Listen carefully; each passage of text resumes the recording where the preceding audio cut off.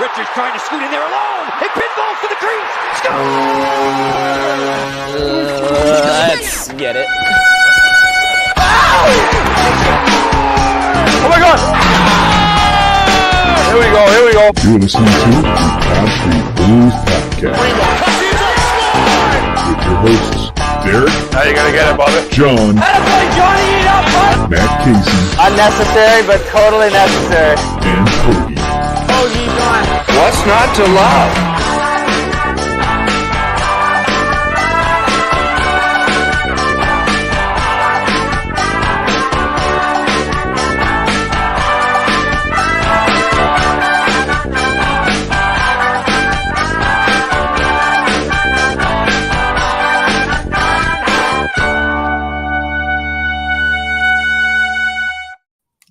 Hey, howdy, hey. Welcome to the latest edition of the Pod Street Bullies. If you've noticed, right, this voice sounds a little bit more intelligent than the typical hosting voice. That's because it's John, not Derek. Derek is off playing nanny for the evening, so I've got the reins. But I am here with the Mets. Casey, how's it hanging? Hanging pretty good. Pretty good. Thank you very much for asking. No, you're welcome. My father apparently used to say, I mean, I don't know, he died way before I could ever ask him, but he used to say a little to the left. Now you know. No one's half the battle. There you Speaking go. of somebody who's still trying to figure out what we're talking about could possibly be hanging, Hoagie, how you doing? Gentlemen, it's another beautiful Monday. It actually was a beautiful day. Tough to think about hockey on a day like today, you know? Right? It's been way too nice out to still have to go to work. Yeah. Yeah. Wait, when does school end for you? Or you got to be coming up on it. Yeah, getting close. June 14th is my last day, but Thursday, Mm-hmm. we're taking the fourth graders on an overnight trip. Good Lord, to where? Huguenot, New York. And let's just say for our listeners who don't know where Huguenot is, Dude, I don't know where Huguenot is. Somewhere is it? up. It's like a camp with water and a bunk and stuff. Oh, it's one of those camps. wow. Yeah, it's like Camp Winnie Bahakanaka, It's, Wow. oh but it's boy. not called that. Well, at least Okay. they're young enough where like they're not up to like really bad tomfoolery. I still don't want to take 44 little childrens off. Yeah, that's Do it. a tough. Are like parents coming too, or No, it's myself. I mean, I teach at an all-girls school, so there's got to be some ladies that are coming I too. would hope so. Yeah. Yeah, Yeah. there's about like 6 adults going for 44 kids, and then they have their own staff. Got it. Jeez.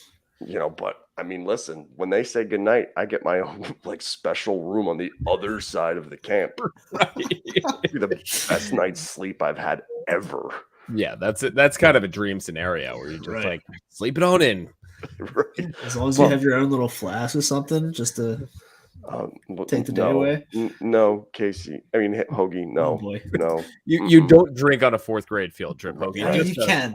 a general rule of thumb. just hide it away. This is why I don't have kids. Or teach. Hold on. Mhm. Before we get into it, can we just have a good old chuckle about the Devils just getting cocky, then getting smacked down by Thank God. Carolina? Smead just couldn't do it for him. Man, that was, and there was like the worst. Even the game the Devils won, I was like, is this 6-1 right now? Like, what's going on here? You know, the thing is nothing quite says hockey hotbed like the potential conference finals. Right. What do we have? Vegas, Vegas, Vegas, potentially Dallas, or Seattle. Yeah. and that's tonight, right? Yep. And then you've got Florida and Carolina. So I'm pretty sure I need to look back on our bracket. I'm pretty sure I had Vegas, Carolina in the finals. Mine are out.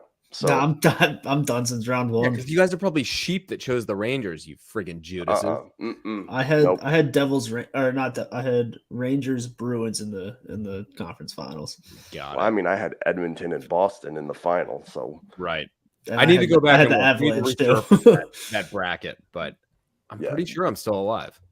that's pretty amazing. That's what you guys get for being on the analytics crowd. Look at you Oh, guys boy. following the stats.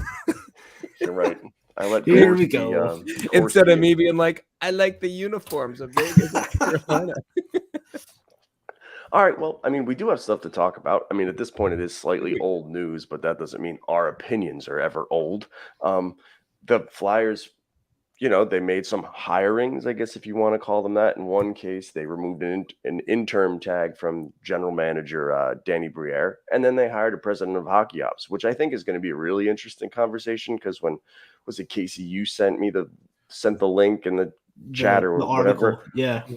I was flabbergasted. But let's take the easy one first. Danny Briere gets the interim tag removed. He is now the general manager of the Philadelphia Flyers. Casey, surprised? No, I honestly a little bit relieved that they didn't even try to rock the boat a little bit. And it's since come out from a variety of sit down roundtables, press conferences that like Danny was really the only guy. My biggest question is like, why wait? And my only theory is like, hey, maybe they just wanted to make sure that like he and Jonesy like didn't secretly absolutely despise each other, like something like that. But I think that it makes sense. He's been doing all the legwork going into the draft along with Grant Flair, but it's tough. It would have been very, very hard for us to replace Danny with another GM this close to the hotbed of trade time. Right. How do you that wouldn't make sense. Well, there's been such a buildup to this guy. Like, he went to Wharton Business School and started in the ECHL, and he's turned into our little protege. Like, right. I mean, Hoagie, could you imagine? Yeah. Like, protege. Oh, but by the way, you're not coming getting in. it. Right. Yeah. No surprise for him, but it seemed Tortorella had a comment during the press conference about how Danny was GM day one since like Tortorella was there or something like that. I'm paraphrasing, and I'm really kind of starting to think of, was Chuck even like doing anything as soon as Torts got there? But I think he's going to do well as the GM. I know a lot of people are treading the tires about how it's another ex-Flyer, but I think Danny, he's just smart. He knows the game well, and he's always seen himself in this type of role. So Right. I think he's just going to take the reins and run with it. Well, let's not forget too that it's not like he was like, oh, it's Flyers, but like he was a finalist for that Montreal gig last year. Right. And so it's not like it's totally out of the blue of like, where did this come from? Exactly. Well, and it was almost like, in order for the Flyers to really hold on to him, there must have been some sort of promise. Where it's like, we are grooming you for this job eventually. Yeah. And I mean, Hoagie, I kind of want to go back to you and then get Casey's opinion on this. But there is this narrative of like, but Danny Briere is coming up under the tutelage of one Chuck Fletcher, right? What he has seen occur has been under the captain of all chuckleheads. The chucklehead himself. The chucklehead himself. Hoagie, does that worry you at all? No, because someone asked him the question of like, who do you view as like a mentor coming up through it? And he dropped some pretty big names throughout the years. Paul Holmgren for one. I mean, we know what Homer did as his tenure as GM for the Flyers. With Montreal, he had Bergevin, right? I always screw up his pronunciation. Flow. That dude's hair, man. Right. So, and he's watched I think he watched Colorado do it as well. Kind of, that term rebuild, that Colorado did the rebuild and he watched them do it. And I think just having those names and being able to watch those type of guys do it kind of gives him the balance to do it himself. Right. I mean, Casey, is Chuck Fletcher the Emperor and Danny Briere is Vader? I don't think so, man. I think that like, if anything, hopefully Danny was like, oh, okay, this was a textbook on what not to do. Like what not to do when you actually need to rebuild. And like, you can just see the tonality and the personality. Like Chuck had been in career salvation mode for a year and a half, basically. Right. And so I think, hopefully Danny took that experience of what not to do, took the benefits of being in a position like that without being totally exposed, and learned from it. And, I just think overall, I know we'll get into it, but I think it's also like beneficial to have the power spread out in a way that it is now versus like Chuck was going to be the scapegoat one way or the other. And rightly so. I'm not even saying a scapegoat. Like Chuck was at fault. He was going to be the head that rolled. Yeah. Yeah. I mean, my biggest hope and dream is that like 15 years from now, right, when we're still doing this show, slightly a little less entertaining. Still haven't updated the logo. Flyers have won 2 Stanley Cups, and all of a sudden somebody gets in possession of a notebook. Chuck Fletcher sabotage by Danny Briere. And it's like, he was like, yeah, that Sanheim deal seems like a great idea. Oh, you want to hold on to JVR for sure, Chuck. Why would you trade him? Why on earth would you trade him? Chuck's like, but I could get a first-round pick here. No, you don't want to do that. Danny's playing chess. Chuck was playing checkers. Yeah. So I think we'll get back to Danny, but I think, in order to have a really good conversation, we need to get them talking about the entire ownership, right? Or not ownership, leadership. So the other big hire, which I think was a surprise to most people. I mean, people are like, well, in the past few days it started to trickle in, but Keith Jones. Nobody knew. Right. Keith Jones, Jim Jackson's sidekick, is the new president of hockey ops for the Philadelphia Flyers. My initial feelings were like, what in the flying fart is happening right now? And as it went on, my opinions changed, and I'll share that in a second. But I mean, I want to do initial reactions first, because I do feel like they were probably a little bit more on the negative side than what they turned out being. So Casey, when you see Keith Jones, president of hockey ops, what were you thinking? Didn't get it. I was like, what? Like, what are we actually trying to do here? And I think I'll go into the reasons later when we go into it. But my first reaction was similar to you. I was like, what? Why did we have a huge search for the guy with the office down the hall? It felt like late. Why did we hire 2 recruiting firms to do this? Like, just, slip him a note under his door. You want this? Yo, you up? You all these options. Option A, option B. What's option C? Hoagie, were you in the same boat? I wasn't sure what to feel. I thought the article was fake that Casey sent us. No, it was real. And there was a tweet as well that was deleted at one point. I didn't know how to feel. I was intrigued by it because Keith Jones has never been involved in the operations business side of the hockey world. Mm-hmm. That's just where I was like, you know what? Let's have fun with it. Yeah. I mean, I think the interesting thing is, what is a president of hockey ops, right? Like, that's the whole thing, where that role can look different for every organization. Mm-hmm. And when you think about what the Flyers intend to do with Danny Briere essentially running the hockey team, you look at Keith Jones as somebody who has built so many relationships through broadcasting, through playing. They say he's a lifer, right? It's all about hockey for this guy. Mm-hmm. He has so many contacts. He clearly knows how to communicate, right? He does it for a freaking living. Where Casey, to me, all of a sudden, it's like, all right, maybe this isn't such a bad idea. I think we've all done a lot of the similar reading, and I was actually watching tonight. They did like a front office roundtable or something like that with Hilferty, Briere, and Jones. And I got into it. It's only 12 minutes long or so, but it was it was pretty good and pretty insightful. I think it took some convincing, but if you look at his role as primarily a big picture guy. Yep. And trying to figure out what this team is going to be, not in the immediate future, or not just in the immediate future, but also in 3, 5, 10 years from now. Mm-hmm. Okay, it does make sense. And I think, like, my perception of Jones, like, I'm sure I watched him play in my younger years, but he retired in like 92 or something like that. Like his last year was 2001. 2001. All right, a decade off, whatever. So, like, I definitely saw him play, but like, the reality is like, oh, he's the broadcaster who makes, funny, he loves ice cream and like, he's just kind of like a happy-go-lucky broadcaster guy. Good for him. You can make a hell of a living doing that stuff.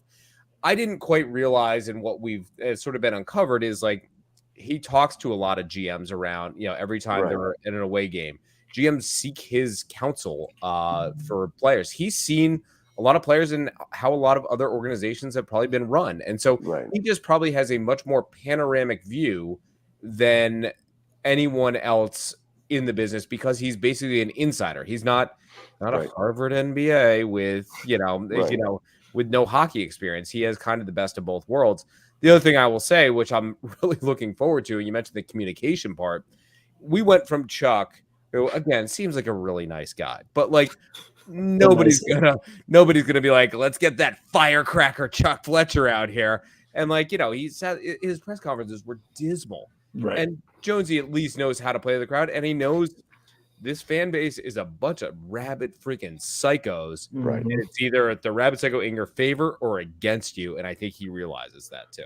Right. And Hokie, that's where I want to go with you, with the communication side of things in terms of context. Because for me, right, and I'm curious what you think, when you look at Danny Briere, clearly his contact book is quite small at this point.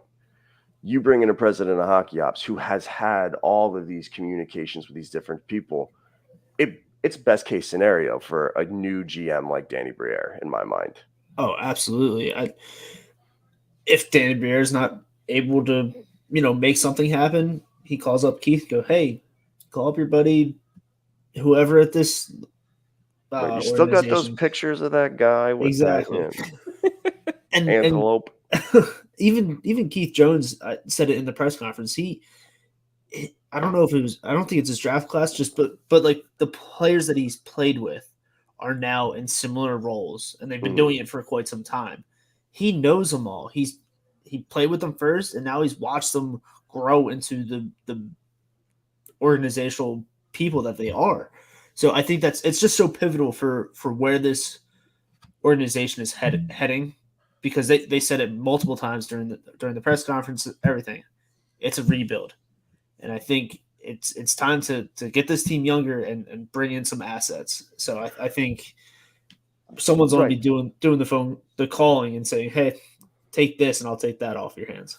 Well, and the thing is too, if you look at the way that this was built, it was done backwards, right? You had the coach, then you have the general manager, and then you have the president of hockey ops, where it's like, and somewhere Hilferty comes in there too, which Casey, to me, you've run into a perfect situation where it's like everybody has to be on the same page, because they wouldn't have agreed to take on this job if they weren't on the same page. I think in a weird way, because of the personality that Tortorella has, and like the respect that he demands, and like, I think it's a unique structure in that there aren't the exact defined roles. They're like, Jonesy's going to have some say in the trade. Ultimately, Danny will pull the trigger, but we also want Tortorella's, heavy impact on that as well. So I think what they learned with Chuck is like, yeah, that role is way too big for just one person. They have to rethink it. And they also have a coach, and I keep on, this is a total leap, but I compare Torts a little bit to like a Phil Jackson type in the way that his mentality is. And like Phil Jackson was kind of out there, man. Like he was like into like yoga and meditation and all sorts of crap. Like the Zen master or something. Yeah. But it's like, Tortorella has clearly like evolved mentally and uses that to help motivate his guys. And I think the bottom up approach isn't the worst thing in the world versus like, okay, new president of hockey ops in, he's going to hire his guy at GM. He's going to hire his guy at coach. He's going to hire his assistant coaches. And like, here we go again. Like this was a front office rebuild, just done completely dyslexic. It was done from the bottom up. But I think the thing that with the three of them, and I'll throw Hilferty in there as well, it's like, man, those guys are all freaking competitive. And whether it's in a business sense or a hockey sense, you see it in there. And Danny's a soft-spoken guy, but like he was a little shit when he played. Right. Like that Right. body was on our team. Like he was nasty sometimes. Yep. Right. And you get like that when you have Pronger backing you up, I suppose. But or Dan Carcillo, that Right. I loved Carcillo. I thought he was so fun. But I think it's like a competitive edge that they've seen what this franchise can be, and Torts sees what it wants to be from a team standpoint. I'm excited. Who knows? Right. It could all go to hell within 6 months. Right. I mean, and you've got the over analytical people, or the ones that are always looking for something negative, Hoagie, who are going, well, this is going to be John Tortorella running this ship. Like, how are you going to let this? I mean, this guy is going to be the one who's taking over everything. And for me, that's just a bunch of people trying to find something to complain about. Yep. Yeah, they're just trying to find that needle in the haystack with that type of comment.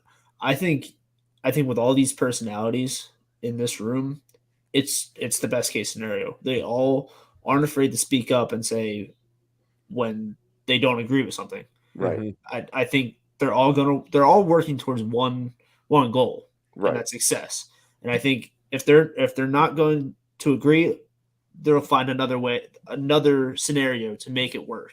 And I just think I just find it funny because Tortorella has this very demanding, very outspoken demeanor about him, and then you have Keith Jones, who I feel like is just the goofy guy who likes his ice cream type of demeanor. And then you have Danny Briere, who's kind of soft spoken, but they're all very to the point. This is how we're gonna make things happen. I just think those dynamic personalities all together is just so good. No, it would be so good. Just the cherry on top of this thing. If they named Tony D team captain in the preseason, like, we need some more personality in this thing. Let's throw Tony D in there. I think though, like the important thing is that like we have what it seems like a unified ideology, where it's like, yes, they might disagree at times, but they all have kind of the same idea of what needs to happen for this team. It'd be different if they were all outspoken and the president of hockey ops was like, aggressive retool. We're going to go in, we're going to grab these guys. And John Tortorella's like, no, we got to get younger. Like that sort of aggressiveness isn't going to help because they're just going to spend the time screaming at each other. Right. But this, at least, they're competitive and they all seem to be on the same page. Right. Yeah, at least from the get-go, which is good. I'm glad they're on the same page day one. You see how things go in January, but there'll absolutely be conflict. Yeah. And there always will be. There should be. Like, I think for all you government majors and John is fourth grade, like there needs to be checks and balances in place. Torts may not be able to stand a guy, but like Danny and Keith might just be like, dude, you got to suck it up. We can't move this contract right now. Right. And vice versa. Like, they may, Danny might not be looking at something and Keith is like, hey, I see something in this, this AHLer from Anaheim or something like that. Like, we should really try to make a move for him and try to make something work, whether now or in the future. So like, I just feel like it provides enough in there. And also like that president of hockey ops is not the overbearing, it's my way or the highway. It is everybody knows that they're getting into a collaborative situation. And I was really impressed with Hilferty too. Like, I'd never really seen the guy speak. And like, I was like, oh, okay, he strings together a sentence. He knows that he's not the number one hockey guy, but he's gonna surround himself with the best hockey guys of this city. Right. And he has a blueprint. The guy, like, he's like, this is what's worked in other aspects of my, business life. Right. And it's worked, and I'm going to try to apply that here. Yeah. It isn't hey, we're going to just sit behind a fancy phrase or, I'm just going to throw something and hope somebody buys it. Like, he's clearly laid out a plan. Right. Yeah. I think everybody just watched like the slow motion car crash of the aggressive retool comment and how that was just thrown in the face of Chuck again and again and again. And like how carefully you have to choose those words around a fan base who actually gives a crap. You might be able to get away with it in Anaheim or in Columbus or something like that. But like, at the end of the day, you mentioned the management's pulling the same direction. The players obviously are. You still want more talent in there, but the fans are pissed because we're losing. We're not pissed. Right. It's like we're winning, and then I don't know if you guys felt the same way, but when the Rangers fired their coach, I was like, "Damn, dude, That was so shocking. That guy cannot hold a job For more than 2 anywhere. seasons. Rick, Right? he must be terrible." He brings freaking Vegas to the Stanley Cup final in their first year ever, Yep. and after one more season, he gets fired. Yeah. Florida, he got from fired. what I've heard is he's a 2-season coach, and he's just so stuck in his ways that like he doesn't. It's his way or the highway. It does not matter. He won't pivot. Nothing. He makes Peter Laviolette look like freaking Barry Trotz. Right. Oh, dude, somebody was And he's up for the Coach of the Year award. Jack Adams. Yeah. That would be amazing. I hope he wins it, just to be a. I don't know how Montgomery doesn't end up winning that. Right. I don't know how he doesn't do it, but I know how. He got eliminated in the first round of the playoffs. Is that Dave Hackstall's music? Yeah. Oh, yeah. That actually might be a good call. Yeah. I mean, I don't know if the finalists have already been announced, but I think they have. yeah, It's got to be up there.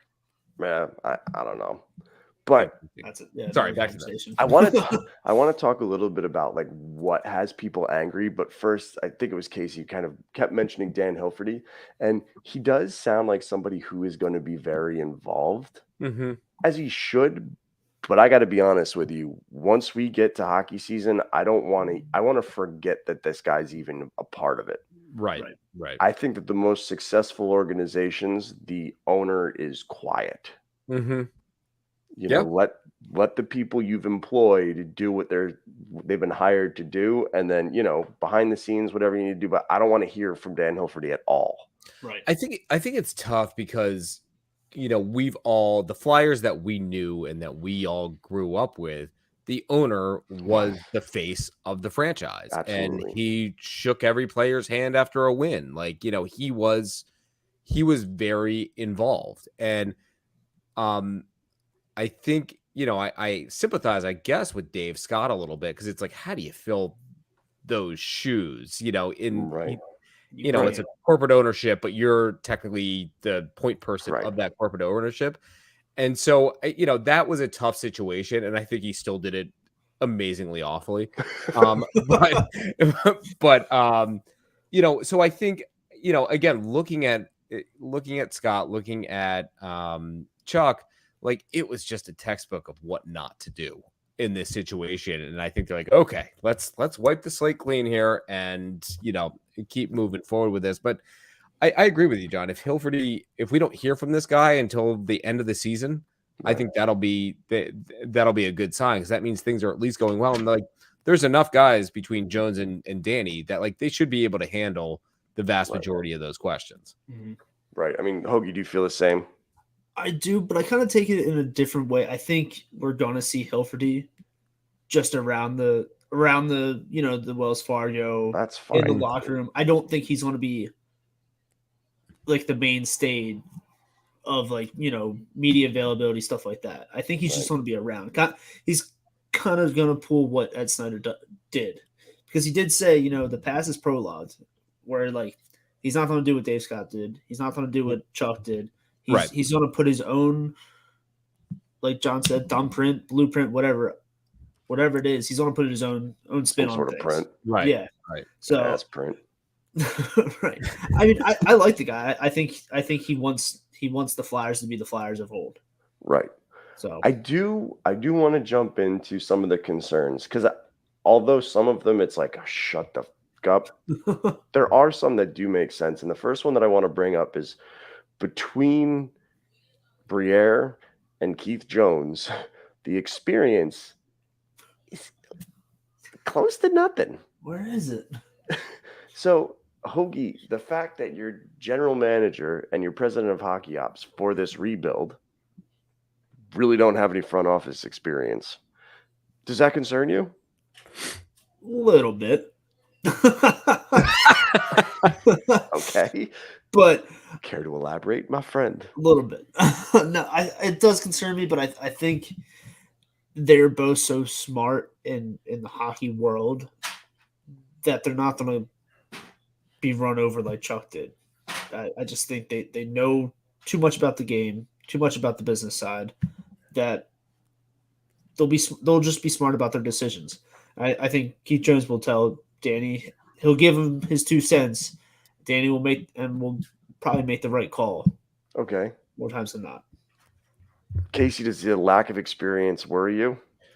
On the surface, yes, a little bit. I would like to have seen a little. I think I had a vision where the Jonesy position or the president of hockey ops was a little bit more of a mentor. Mhm. But the Flyers are trying something different that I don't Right. think a lot of other teams, if any, have done. Right. Like, screw it, man. Roll the dice. Go Right. for it. What we've done so far in the last decade has not worked. Right. And so I think like the fresh take, and it's not like they're dumb novices coming off of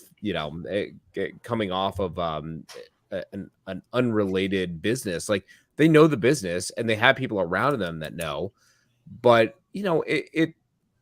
it's gonna hit or miss. I don't know, but you look at what's the guy's name in Florida, Zito. Yeah. Like that guy's an agent. That guy was a former agent. Right. Nobody saw that coming. Right. So I just feel like it's not as ridiculous as what's his name in Columbus, John Davidson. Like, he's a longtime broadcaster, and Right. Now he's over there. So I just I think it's okay for them to reinvent it themselves a little bit, and I think it's actually pretty cool that Jonesy just came out was just like, this is the only other job in hockey I would have taken, which is like, all right, he's committed. Like, Right. if he doesn't know, only he's for this organization Right. too. right. Yeah. Well, and I think you have to look at it this way too, where the Flyers are looking to rebuild not only their team, but their entire organization. So Mhm. they're going to allow hiccups from Mhm. not only the players, right, but also the front office. Their idea is not, okay, this is going to be a front office that's got experience, and then at some point they're going to retire and be gone. They're Mhm. looking at this as like, if we hit on Keith Jones, if we hit on Danny Briere, we've got our front office set for the foreseeable future. Right.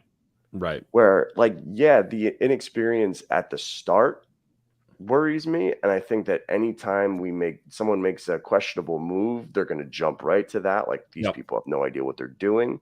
But just how we're going to need to look at this team through like the long view, you got to look at the management. Other than John Tortorella, who really is the mentor here, Yeah. you have to take the long view with these two. I mean, I look at it too, John, where we had experience in Hackstall or at Chuck last year. Right. Hextall technically had experience as an assistant GM, and that bombed and then rebombed in Pittsburgh. Thank But God. even with Chuck in there, somehow we're still managing to go over the cap 2 years in a row. Right. Like, how I've never even heard of that. How does this keep happening? Yeah. I mean, At least chalk that up to inexperience next year. I'm like, oh, okay, like $1 million mistake. I get it, guys, but 2 years in a row, Chuck. Come on. Well, and when you recycle somebody, right, it's because they didn't cut it at their other Elsewhere. position. Right. Like Chuck Fletcher was a mediocre to bad general manager in Minnesota. And guess what? He was that same mediocre turned really bad general manager in Philadelphia. Oh, we got a guest appearance from a young Casey. You want to say hi? What's up, buddy? Who's your favorite hockey team? Flyers. Attaboy. All right, so the next question is, what's your son's name? Thomas. Thomas. Okay, Thomas, the next one goes, I'm kicking it to you first. Okay, he has a question. Okay, who scores the most goals for the Flyers next year? A, Sean Couturier. B, Owen Tippett. C, Gritty. Or D, Travis Konechny. Or D, Travis Konechny. Or E, Hoagie, that creepy looking guy with the hat. I like it. Travis Konechny. Boom. Travis Konechny. That's the jersey he's got. He's into it. All right, go upstairs, go to bed. All right, now go away. That really wasn't the question that I had, but I wanted to get the family involved. There you go. I'm a family So guy. what's your real question? My real question is the other concern, which I think is it's ridiculous, and the fact that like you have well-esteemed writers continuing to write about this crap is the former Flyer narrative, where it's like once again we have another group of Flyers leading the organization.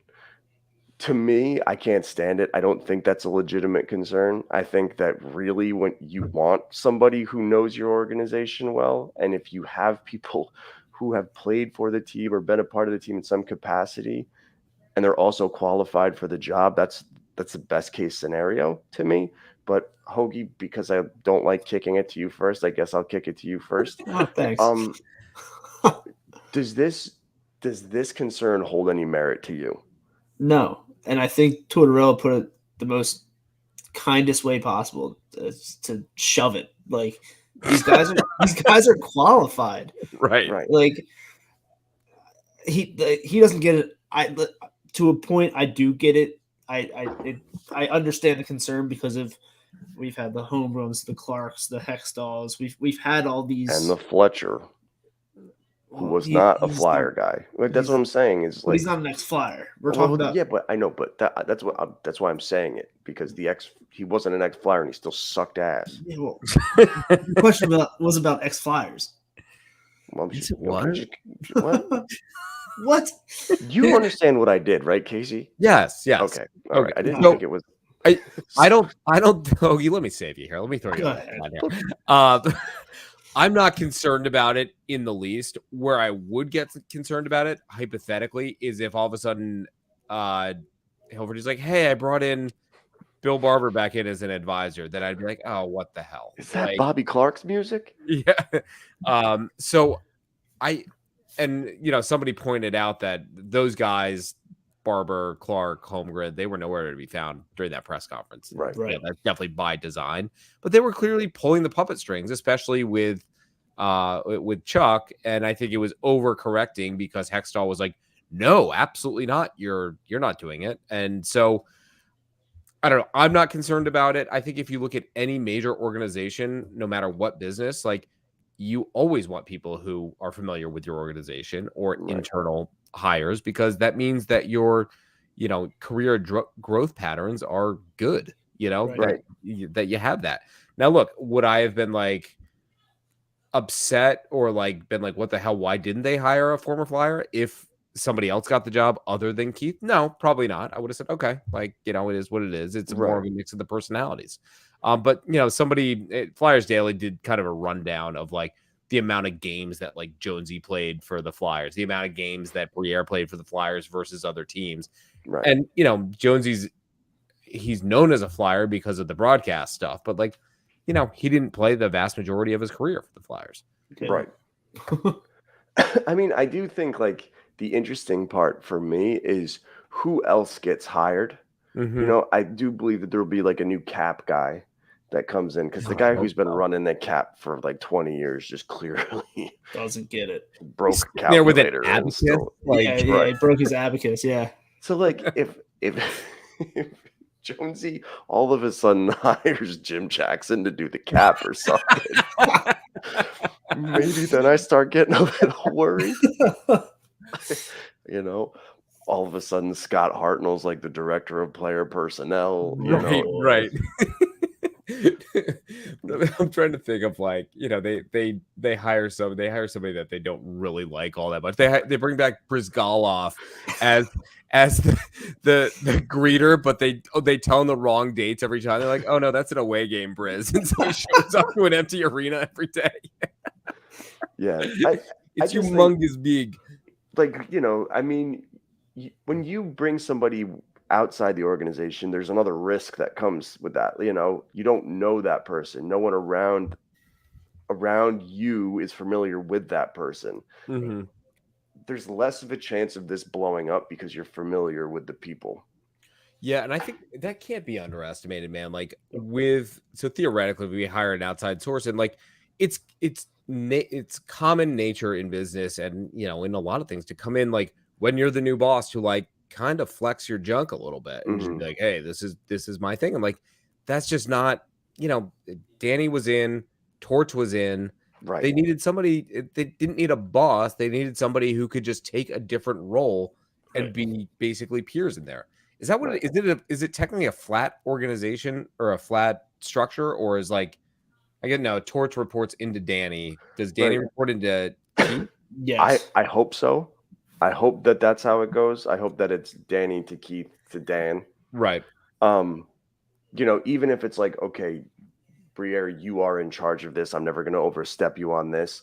Mhm. Still let me be the go-between, because I think that, like, to remove that pressure from a new GM is huge. Yeah. And I also think that's one of the things that really crippled Chuck Fletcher, among just the inability to be a successful general manager, but like having to be the direct connection to ownership. Right.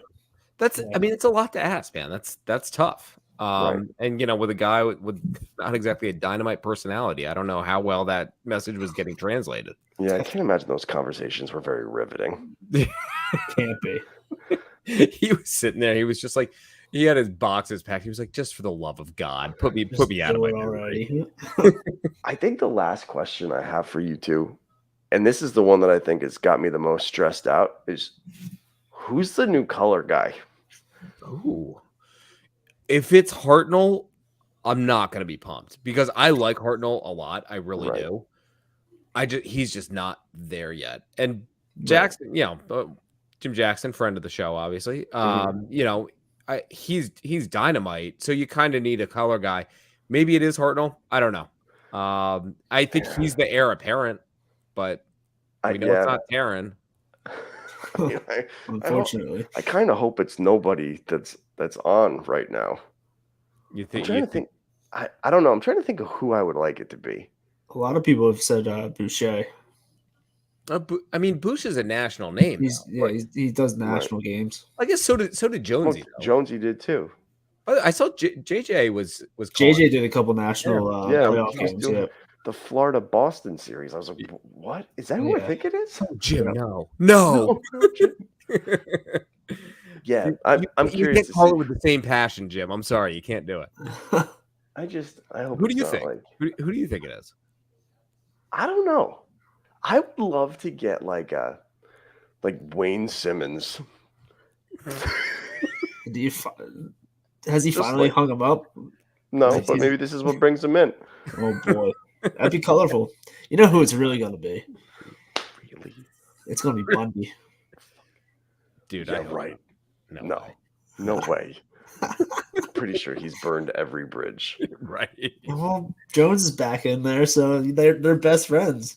I really don't know who it'll be. I mean, I guess Hartnell's the one that makes the most sense, but he's the one who's been training for it. That's for sure. Yeah. And he's done a couple games, and it's like been okay, but it's clear he's not really that comfortable yet. Right.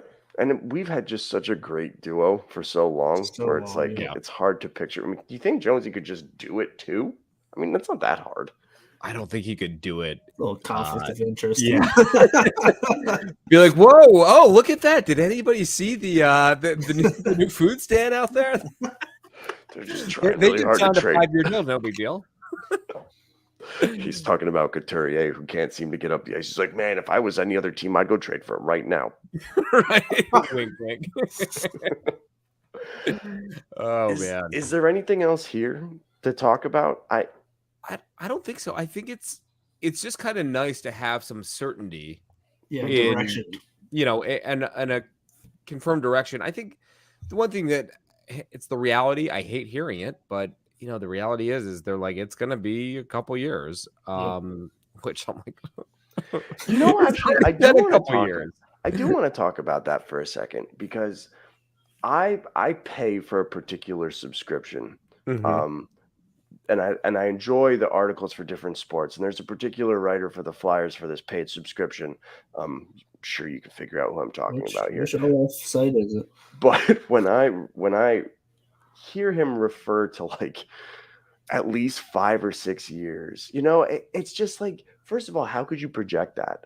And honestly, I don't think we're a playoff team next year, but I don't see it being that long if, right? Like there's the if the players who we saw take steps forward, continue to take step forward. And Sean Couturier is like close to what he was. And Something. Atkinson is healthy. Like, I think, yeah, we need a few things to bend our way, but I don't look at this as like, well, you can take Mitchkov because he'll be here in 6 years, and that's when we can finally be good.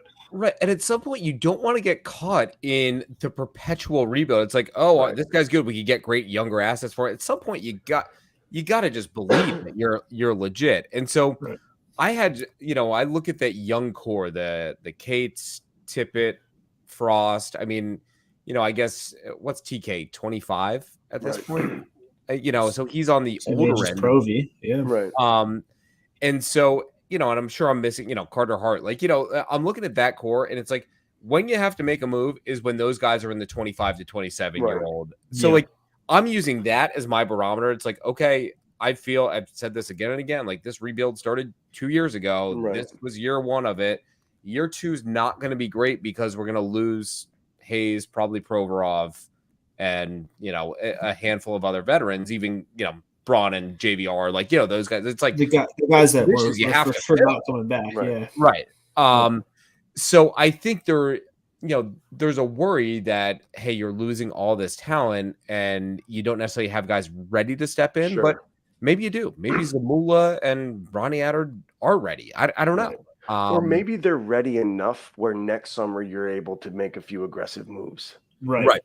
I just think I think there's too many lazy narratives within the like former Flyer thing, or the, you might even want to consider trading Cates and Tippett because who knows if they're going to be on the back end of their prime when we're finally good. It's just like, shut up. That doesn't involve any real thought. It's the low hanging fruits that everybody just loves to.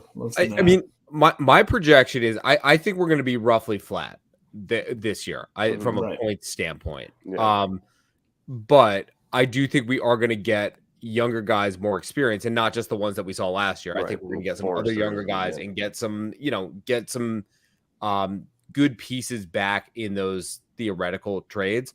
And then I think the following year it's like, okay, now it's time to make a push at least for a wild card. Like, at least try to make that see where we're starting to go. Step.